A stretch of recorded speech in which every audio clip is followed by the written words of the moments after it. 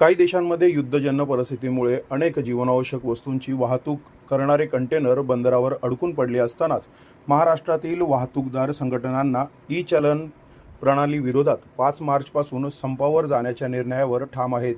या संपामुळे राज्यातील व्यापार केंद्रावर त्यांचा दुहेरी परिणाम होणार आहे। याशिवाय जीवनावश्यक वस्तूंचा तुटवडा निर्माण होईल व महागाईची भीती देखील व्यक्त केली जात आहे। दरम्यान परिवहन विभागाकडून संप मागे घेण्यासाठी वाहतूकदारांची समजूत काढण्याचे प्रयत्न सुरू असून त्यांच्यासाठी परिवहन मंत्री प्रताप सरनाईक यांनी परिवहन आयुक्त, पोलीस प्रशासन आणि वाहतूकदार संघटनेच्या प्रतिनिधींशी एकत्रित बैठक आयोजित केली आहे। त्याचबरोबर वाहतूकदारांनी आंदोलन स्थगित करावे असे आवाहन देखील केले आहे।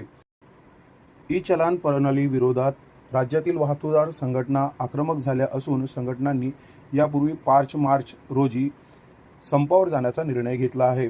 अख्ख्या देशातील युद्धजन्य परिस्थितीमुळे अनेक जीवनावश्यक वस्तूंची वाहतूक कंटेनर बंदरावर अडकून पडले असतानाच त्यात संप झाला तर त्याचा दुहेरी परिणाम होऊन वस्तूंचा तुटवडा निर्माण होऊन महागाई वाढू शकते।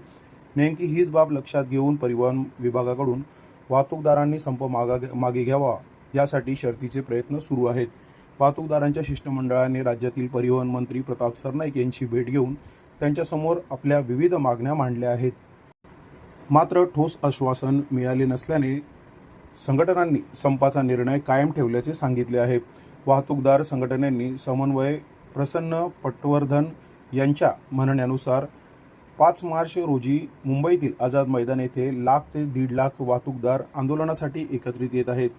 संध्याकाळपर्यंत राज्य सरकारने सकारात्मक निर्णय घेतला नाही तर मध्यरात्रीपासून राज्यभरातील वाहतूकदार संपावर जातील आणि मालवाहतूक, शालेय बस वाहतूक टप्प्याटप्प्याने बंद केली जाईल असा इशारा वाहतूकदार संघटनांनी दिला आहे।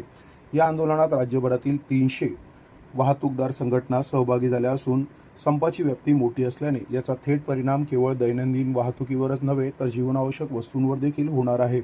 अनेक शाळांच्या परीक्षा सुरू होणार आहेत। याच काळात शालेय बस वाहतूक ठप्प झाली तर विद्यार्थ्यांचे हाल होण्याची शक्यता व्यक्त केली जात आहे।